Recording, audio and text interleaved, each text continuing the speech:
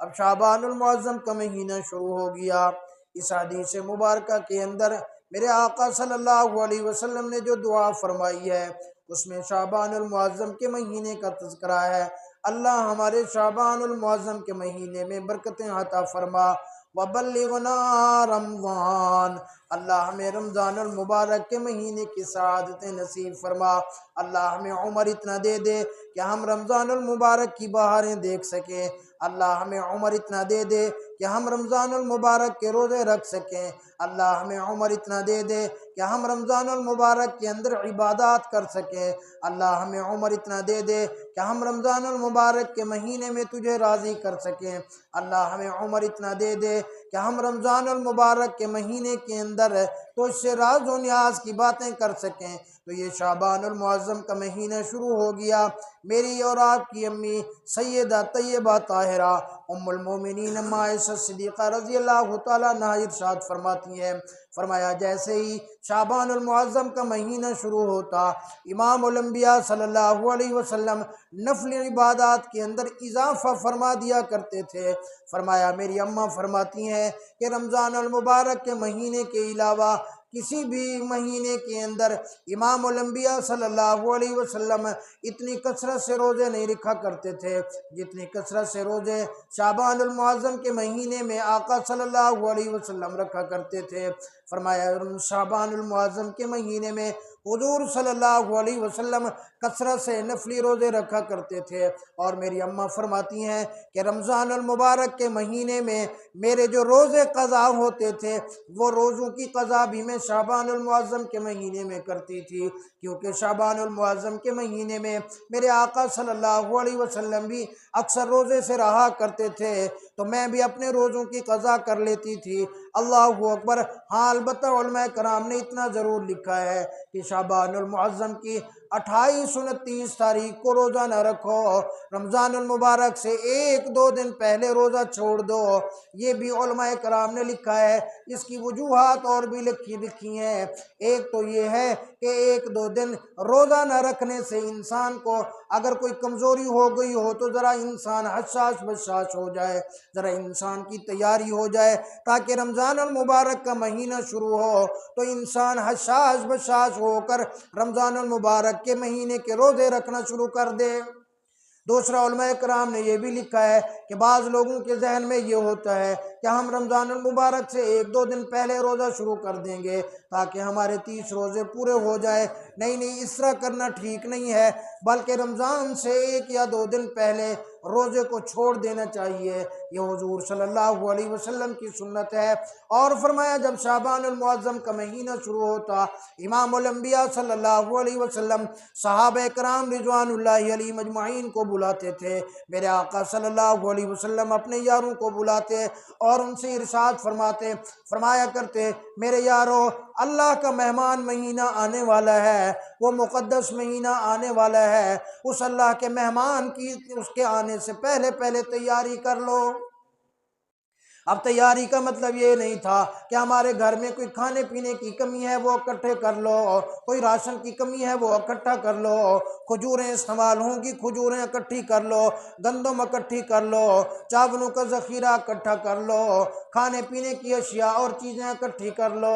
नहीं नहीं, मतलब ये था कि अगर तुम्हें कोई दुनियावी काम है अपने काम से फारिग हो जाओ। अगर तुम्हें दुनिया के कोई मकासद है, दुनिया की कोई मसरूफियात है, तुम्हारी कोई कारोबारी मसरूफियात है, तो अपनी मसरूफियात को अभी से निपटा लो ताकि जैसे ही अल्लाह का मेहमान महीना, जैसे ही मुक़द्दस रमज़ानुल मुबारक का महीना आए, तुम सिर्फ़ और सिर्फ अल्लाह की इबादत के लिए अपने आप को फारिग कर लो ताकि रमज़ानुल मुबारक के महीने के अंदर तुम्हें और मसरूफियात ना हो। तुम रमज़ानुल मुबारक के महीने में हसास बसास होकर तसल्ली के साथ रोज़े रख सको, तुम तसल्ली के साथ अल्लाह की इबादत कर सको, कुरान की तिलावत कर सको, रात को तरावी पढ़ सको, सारा दिन अल्लाह की कुरान की तिलावत करें, तौबा करें, इस्तग़फ़ार करें, दरूद शरीफ की कसरत करें। तो मेरे भाई, ये शाबानुल मुअज़्ज़म का महीना शुरू हो गया।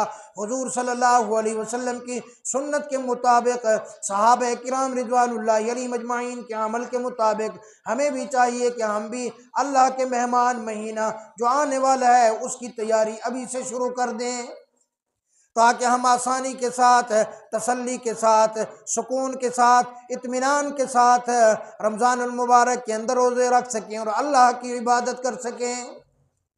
और फरमाया रमज़ानुल मुबारक के महीने से पहले शाबानुल मुअज़्ज़म के महीने के अंदर तौबा और इस्तग़फ़ार करें और दरूद शरीफ की कसरत करें। इस्तग़फ़ार की कसरत, अल्लाहु अकबर, इस्तग़फ़ार जितना ज़्यादा इंसान करे, इंसान अल्लाह के उतना ज़्यादा करीब हो जाता है। इस शाबानुल मुअज़्ज़म के महीने के अंदर रोज़ों की कसरत करें, जितना हो सके नफली रोज़ों का एहतमाम करें, इबादत नफली बढ़ा दें, अपनी रातों को नवाफिल बढ़ा दें, कुरान की तिलावत बढ़ा दें, इस्तग़फ़ार की कसरत बढ़ा दें। इस्तग़फ़ार का तो इतना फ़ायदा है, हज़रत हसन बसरी रहमतुल्लाह अलैह के पास एक आदमी आया, कहने लगा हज़रत बारिश के लिए दुआ फरमा दें, बारिश नहीं हो रही। हज़रत ने फरमाया इस्तग़फ़ार किया करो। एक आदमी आया, कहने लगा हज़रत मेरी औलाद नहीं है, आप दुआ फरमा दें, मुझे कोई वजीफ़ा बता दें ताकि मुझे अल्लाह औलाद की नेमत अता फरमा दे। फरमाया इस्तग़फ़ार की कसरत किया करो। एक और आदमी आ गया, कहने लगा हज़रत रिज़्क़ के मामले में मैं परेशान हूँ, रोज़ी फराख नहीं हो रही, माली हालात मुश्किल हैं, दुआ फरमा दीजिए, कोई मुझे वजीफ़ा इरशाद फरमा दीजिए। हज़रत हसन बसरी रहमतुल्लाह अलैह ने फरमाया इस्तग़फ़ार की कसरत किया करो। एक पूछने वाले ने पूछ लिया, साथ बैठा था हज़रत, बीमार मुख्तलिफ आए, इलाज कराने वाले मुख्तलिफ आए, बीमारियाँ मुख्तलिफ थी, उनकी परेशानियाँ मुख्तलिफ थी। किसी ने बारिश की कमी का कहा, किसी ने औलाद का कहा, किसी ने अपने रिज़्क़ के मामलात के कहे। आपने सबको एक ही बात बता दी कि इस्तग़फ़ार की कसरत किया करो। हज़रत ने फरमाया तुमने अल्लाह का कुरान नहीं पढ़ा। अल्लाह ने कुरान में फरमाया फ़क़ुल्तु इस्तग़फ़िरू रब्बकुम इन्नहु कान गफ़्फ़ारा।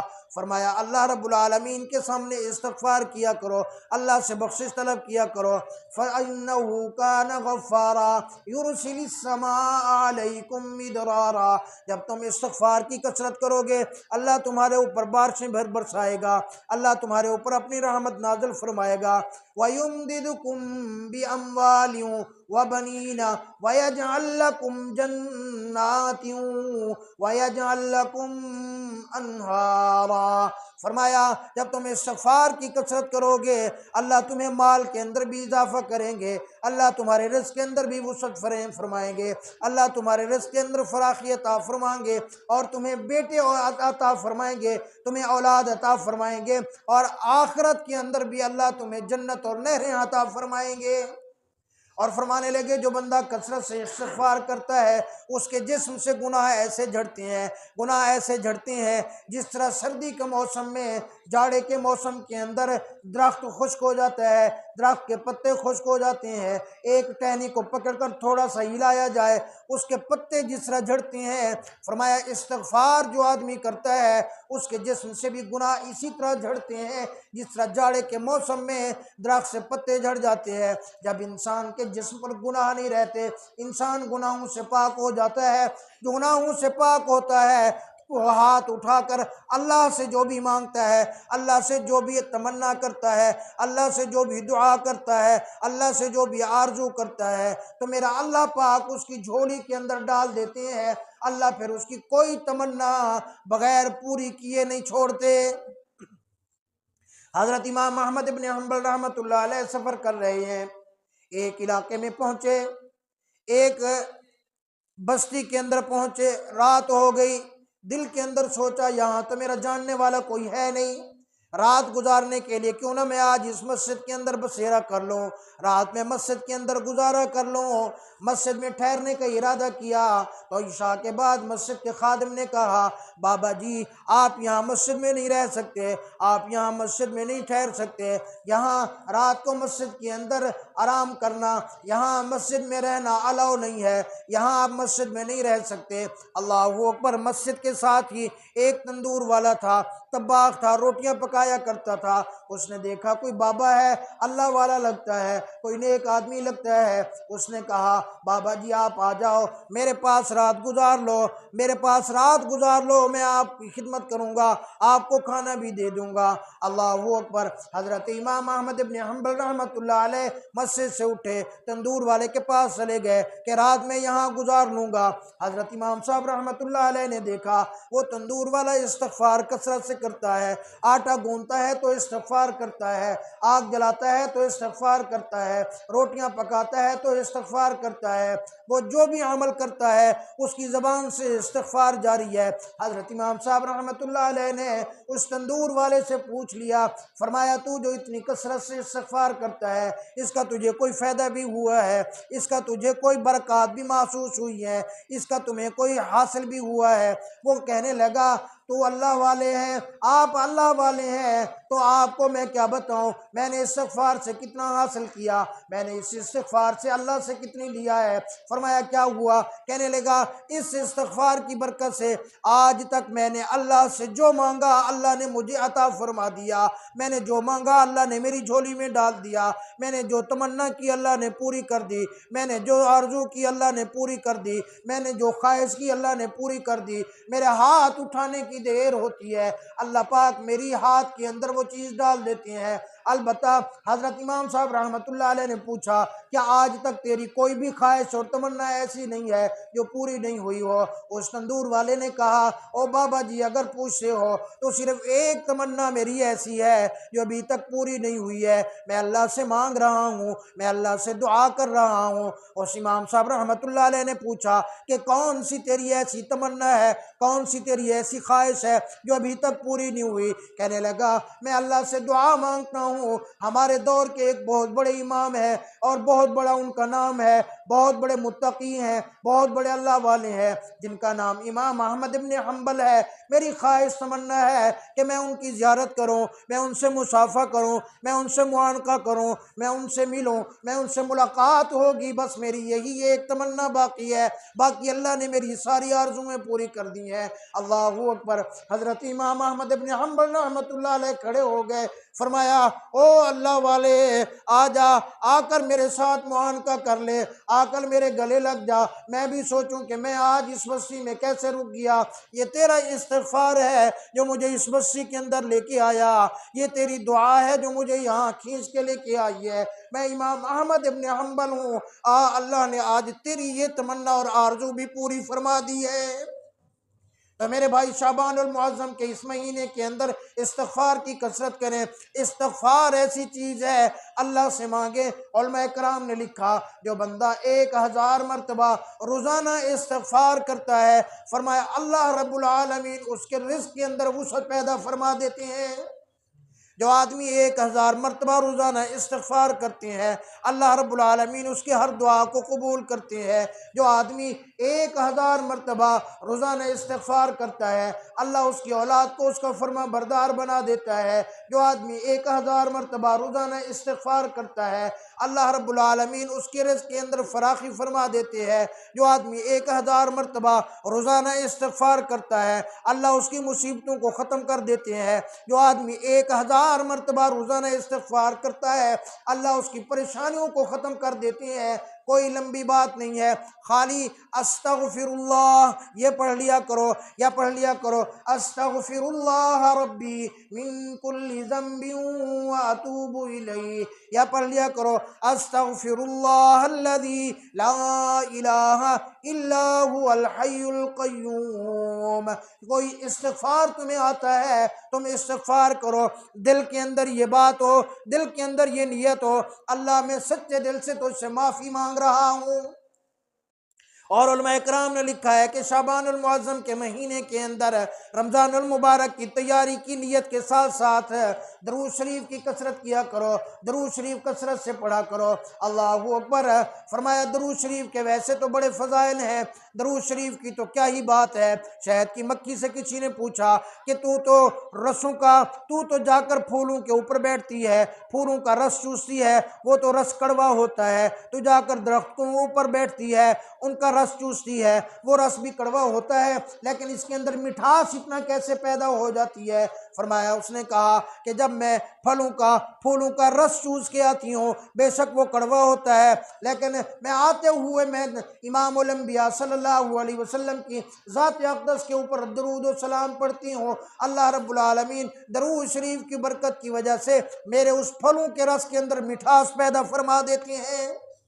और ये तो इतनी बड़ी इबादत है, अल्लाहु अकबर, कि जो खुद अल्लाह रब्बुल आलमीन भी फरमाते हैं, इन्नल्लाह व मलाइकतहु युसल्लूना अलन नबी या अय्युहल्लज़ीना आमनू सल्लु अलैहि वसल्लिमू तस्लीमा।